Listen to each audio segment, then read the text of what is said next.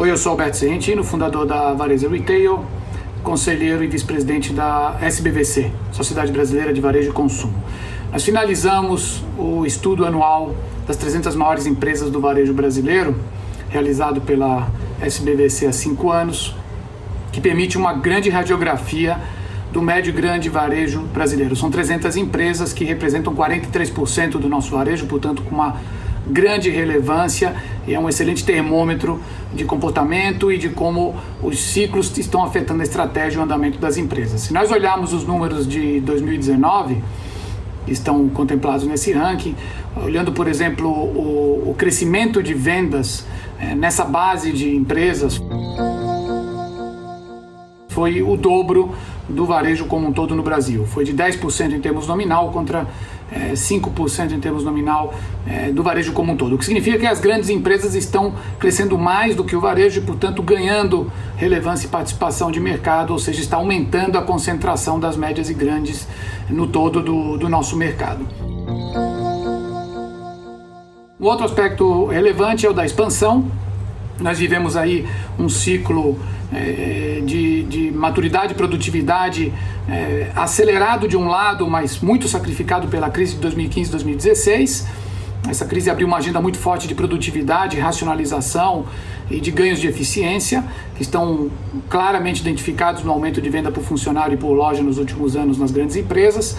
No ano passado, houve já uma aceleração no processo de expansão, com 4,3% de aumento médio na base consolidada de lojas desse conjunto de 300 grandes empresas.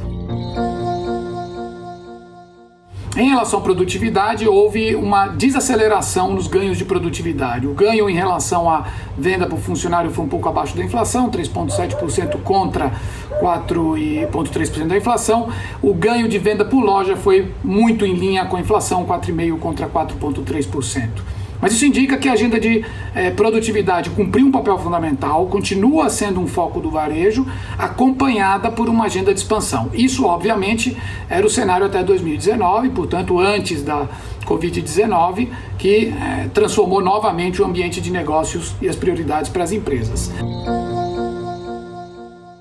O ranking confirma algumas características estruturais do varejo brasileiro: o baixíssimo nível de concentração. As 10 maiores empresas detêm 17% do total do varejo, o que é muito pouco para um mercado maduro e competitivo como é o varejo brasileiro.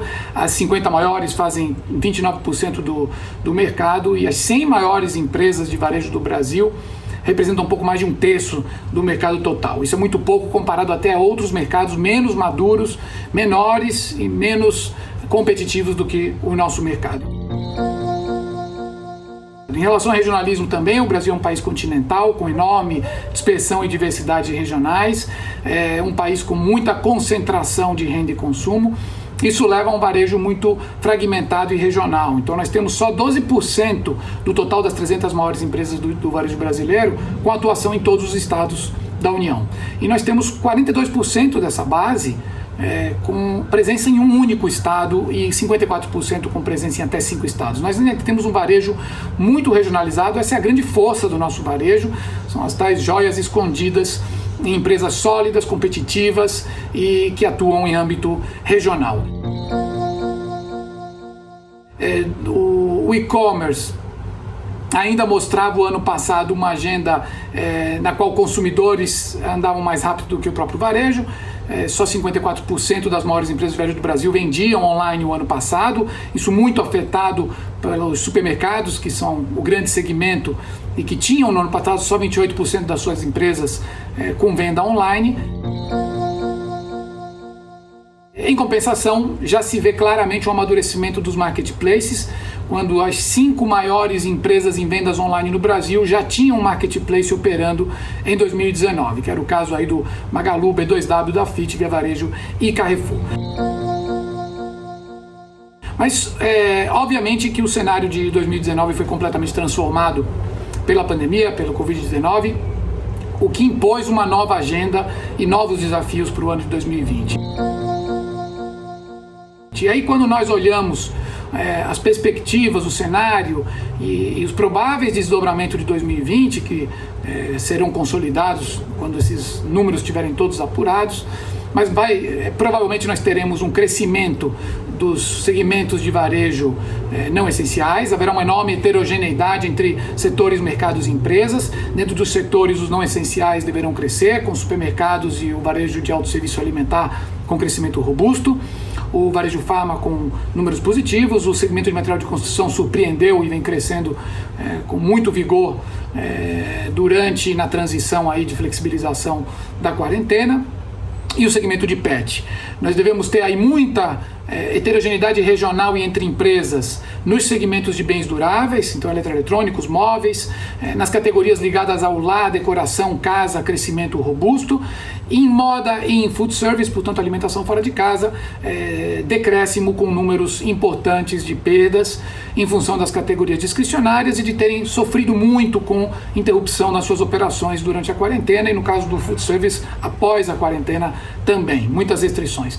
Nós devemos ver aí um processo de desaceleração na expansão das redes, porque obviamente há uma racionalização, há uma aceleração muito grande nas vendas digitais, uma aceleração na agenda de transformação digital, na penetração das vendas online em todos os segmentos, com destaque para o varejo alimentar, que saiu de uma situação de praticamente ausência para um protagonismo. E isso faz com que algumas empresas hoje já declarem uma penetração digital e dos canais digitais em suas vendas, chegando à ordem de 15%, que é muito relevante considerando o patamar em que estavam antes da pandemia.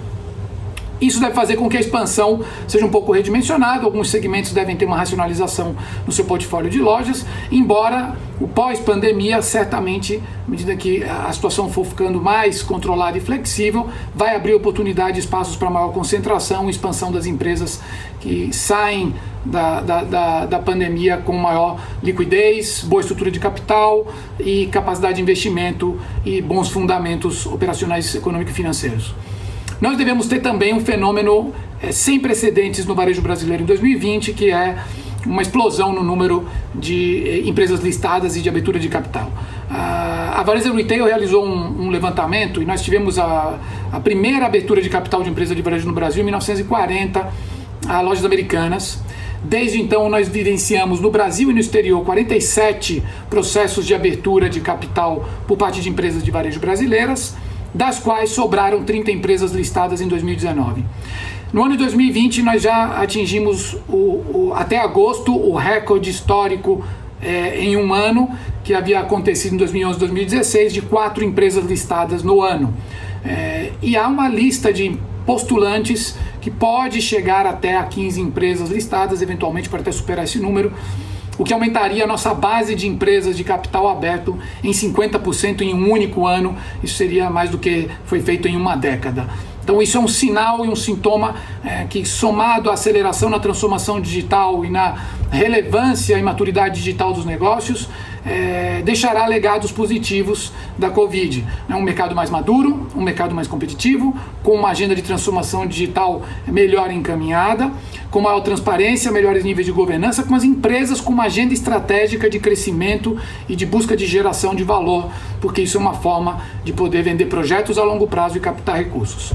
Então nós temos aí um varejo com um ano desafiador, para muitos segmentos e empresas muito difícil, mas também com muitas agendas de mudanças estruturais e de legados positivos para a competitividade, o amadurecimento e o crescimento do setor no futuro.